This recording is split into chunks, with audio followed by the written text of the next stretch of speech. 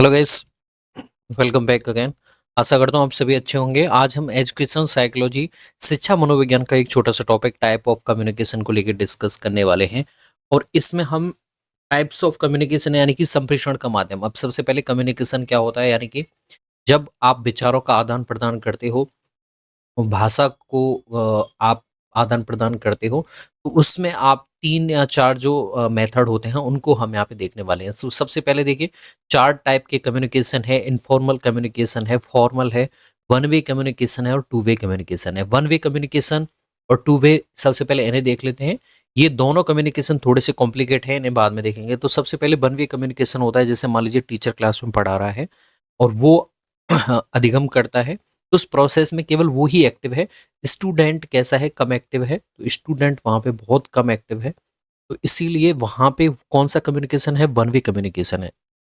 लेकिन अगर मान लीजिए कोई भी क्वेश्चन पूछा जा रहा है या फिर किसी चीज़ का आंसर कर रहा है, बात विवाद चीज़ हो रही है जिसमें टीचर भी एक्टिव है और स्टूडेंट भी एक्टिव है, यानी कि अधिगम को सिखाने वाला और सीखने वाला दोनों ही एक्टिव हैं, तो इस चीज़ में आप टू वे कम्युनिकेशन को यहाँ पे ऑथराइज करेंगे। ठीक है, तो यहाँ पे दोनों साइड से आपके क्या हो रहा है, अधिगम की प्रक्रिया में अब सक्रिय रूप से भाग लिया जा रहा है। सॉरी, वन वे कम्युनिकेशन में केवल टीचर है वो सक्रिय रूप से भाग ले रहा है।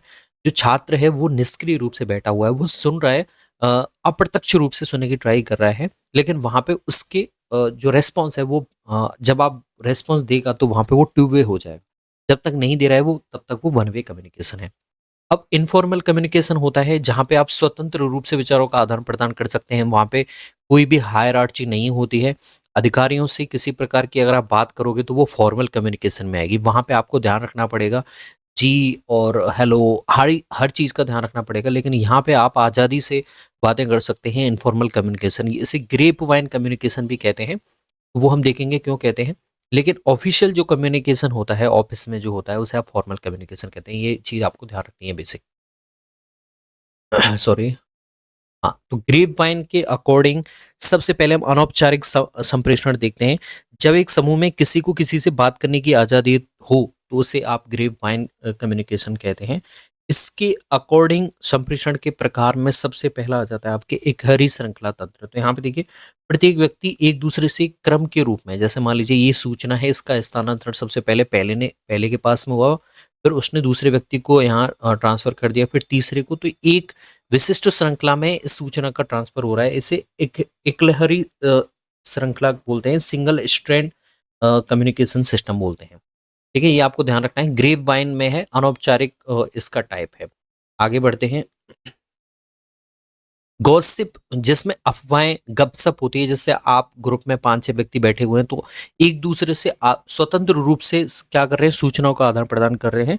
बिना किसी चयनित आधार के सभी से किसी से भी बात कर सकते हैं। ये व्यक्ति इससे कर सकता है, इससे भी कर सकता है, एट द रीसेंट टाइप पे इससे भी कर सकता है। तो ये अफवाहें या फिर गॉसिप टाइप से इसे तंत्र को बोलेंगे। फिर अगला आ जाता है पॉसिबिलिटी सिस्टम या फिर संभाव्य तंत्र। इसमें बिना किसी आधार के एक दूसरे से सूचनाओं का आदान प्रदान होता है, कुछ इस तरह से होता है। तो एक व्यक्ति दूसरे व्यक्ति से बिना किसी उद्देश्य की सूचनाओं का आदान प्रदान करता है। कोई भी यहाँ पे उद्देश्य नहीं होता है और इस तरह से सूचनाओं का आदान प्रदान हो रहा है, यहाँ पे आप देख सकते हो। फिर हम आगे आते हैं संभाव्य तंत्र के बाद में। ये टॉपिक्स पूछ लेते हैं कई बार। तो फिर आता है समूह संप्रेषण, जिसे आप क्लस्टर कम्युनिकेशन कहते हैं, और इस तरह का डायग्राम बनता है। व्यक्ति उन्हीं के साथ इसमें विचारों का आदान प्रदान करेगा जिस पर उसे विश्वास है। जैसे मान लीजिए ये व्यक्ति है, अपनी सूचना को ट्रांसफर इसे कर रहा है और इसको भी कर रहा है, फिर इसे कर रहा है, लेकिन ये व्यक्ति इसे करेगा आगे। ठीक है, तो ये क्लस्टर कम्युनिकेशन है। व्यक्ति को जिस पे विश्वास है उसी पे सूचनाओं का आदान प्रदान किया जा रहा है। ये भी अनौपचारिक में ही आता है। फिर आ जाते हैं हम फॉर्मल कम्युनिकेशन, जिसमें आपको सॉरी ध्यान रखना है कि आप कहाँ पे हो, ऑफिशियल कम्युनिकेशन कर रहे हो। तो सबसे पहला इसमें एकल श्रृंखला आती है। जैसे हम अनौपचारिक तंत्र में देखा था, वहाँ पे एकहरी श्रृंखला थी, यहाँ पे भी एकल श्रृंखला होगी। यहाँ पे देखिए, इस संप्रेषण में जैसे मान लीजिए ये सबसे लोअर लेवल का कर्मचारी है, ये अपने सुपीरियर के पास में जाता है, पर फिर ये वाला सुपीरियर इसके पास में जाएगा, ये इसका अधिकारी है, इसका अधिकारी ये है और इसका अधिकारी ये है। तो ये एक प्रोसीजर है। ये वाला व्यक्ति डायरेक्ट इसके पास में नहीं जा सकता है, उसका अधिकारी ये है, तो इसके पास में जाएगा। तो यहाँ पे एक सिस्टम का आपको ध्यान रखना पड़ता है। फॉर्मल कम्युनिकेशन में इसी तरह से होता है। अभी एक ऑफिस में देख सकते हैं, आपका जो मैनेजर है उसके ऊपर कोई मैनेजर होगा, ठीक है। फिर दूसरा इसी में आता है चक्र। इसमें सभी अधीनस्थ केवल एक अधिकारी के माध्यम से ही संप्रेषण करते हैं। जैसे मान लीजिए बीच वाला एक अधिकारी है और ये व्यक्ति भी इससे कर रहा है संप्रेषण, ये भी कर रहा है, चौथे नंबर का व्यक्ति भी कर रहा है, तीसरे नंबर का व्यक्ति भी कर रखा है। तो यहाँ पे एक ही व्यक्ति को बना रखा है अधिकारी, और वो यहाँ पे अधीनस्थ जितने भी आपके कर्मचारी हैं उनसे सूचनाओं का संप्रेषण कर रहा है और वही उन्हें क्या कर रहा है, निर्देशित कर रहा है। तो यहाँ पे मुख्य केंद्र केवल एक ही व्यक्ति है। तो ये एक कैसा हो जाएगा, साइकिल चक्र टाइप का हो जाएगा। ओके, फिर हम आ जाते हैं गोला टाइप का फॉर्मल कम्युनिकेशन। इसमें संप्रेषण एक गोले में प्रसारित होता है। प्रत्येक व्यक्ति केवल अपने साथ के दो व्यक्तियों के साथ ही संप्रेषण करता है। जैसे मान लीजिए ये वाला व्यक्ति है, इसके साथ करेगा और इसके साथ भी कर सकता है, ठीक है। ये वाला व्यक्ति इसके साथ और इसके साथ। तो यहाँ पे communication take place as a sphere, गोले की तरह यहाँ पे कम्युनिकेशन होता है। एक व्यक्ति अपने आसपास के पड़ोसी दो व्यक्तियों से यहाँ पे सूचनाओं का आदान प्रदान करता है, ठीक है। फिर आ जाता है स्वतंत्र प्रवाह। स्वतंत्र प्रवाह में आपको ध्यान रखना है, यहाँ पे तीव्रता से कम्युनिकेशन का प्रवाह होता है और स्वतंत्र रूप से प्रवाह होता है। इसमें प्रत्येक व्यक्ति एक दूसरे से स्वतंत्र रूप से विचारों का आदान प्रदान करने के लिए मुक्त होता है, इसीलिए यहाँ पे फ्री फ्लो होता है। ये कुछ उस तरह से है, जैसे मान लीजिए आपके अधिकारी एक दूसरे के साथ में बैठे हुए हैं या फिर कर्मचारी एक दूसरे के साथ बैठे हुए हैं, ऑफिस में हैं, तो वहां पे अगर आजादी से कोई बातचीत कर रहे हैं तो वो स्वतंत्र प्रवाह होगा। लेकिन ये फॉर्मल में है, ये आपको ध्यान रखना है, ठीक है। फिर विलोम, जिसे वी टाइप का कम्युनिकेशन बोलते हैं। इसमें एक अधीनस्थ को केवल अपने एकदम ऊपर अधिकारी और उसके अधिकारी के साथ ही संप्रेषण करना होता है, ठीक है। बाद की किस्म केवल निर्धारित संप्रेषण, जैसे मान लीजिए ये वाला व्यक्ति है, ये इससे भी कर रहा है, इससे भी कर रहा है, जस्ट तुरंत जो लेवल होता है अगला वाला उसके अधिकारी के साथ ही यहाँ पे संप्रेषण करता है। इसे इन्वर्टेड वी बना हुआ है, जैसे एक तो वी इस तरह से होता है, ये इन्वर्टेड वी इस तरह से बना हुआ है। तो इसमें आपको क्या याद रखना है, इसमें एक अधीनस्थ को केवल अपने एकदम ऊपर अधिकारी और उसके अधिकारी के साथ ही संप्रेषण करने की अनुमति होती है।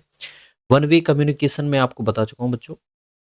वन वे कम्युनिकेशन में एक पर्सन एक्टिव होगा, या तो टीचर एक्टिव होगा या फिर स्टूडेंट एक्टिव होगा।